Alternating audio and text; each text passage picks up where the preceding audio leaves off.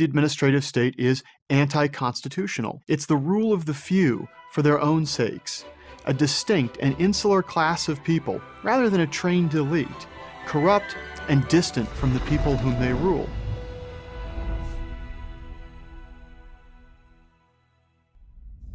The administrative state is openly hostile to the Constitution. It allows for myriad methods of policymaking. In reality, at the end of the day, it represents a return to pre-constitutional government. The administrative state today is, rather than the aristocracy that the progressives hoped it would be, simply an oligarchy. It's the rule of the few for their own sakes, a distinct and insular class of people rather than a trained elite, corrupt and distant from the people whom they rule. They're supported by a coterie of clientele groups who depend upon the modern administrative state for privileges and benefits. The average person in this system is systematically and fundamentally disenfranchised.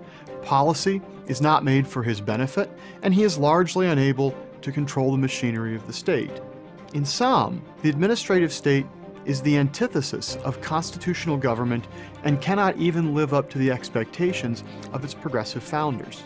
The administrative state intrudes upon even the minutest aspects of people's lives.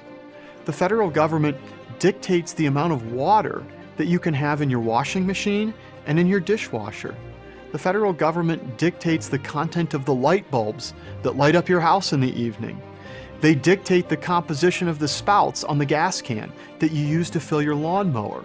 They've determined that the ordinary gas can spout allows for too many fumes to escape, and so instead they created a system which is all but impossible for the ordinary person to use and probably causes more spills anyway. The federal government dictates to the manufacturers of stepladders the angle at which the ladder must be placed when they test it for the sake of determining its weight rating. Meanwhile, we might note, the administrative state seems to be sincerely uninterested in performing the tasks that our founding fathers expected legitimate government to perform. Major cities have chronic amounts of unsolved murders, which they never seem to bother to get to in many cases. The city of Detroit discovered several years ago a backlog of thousands of unprocessed rape kits that took more than a decade to finish. The mayor of Portland, Oregon seems perfectly content to allow Antifa to take over the streets of the city and to enforce the laws themselves.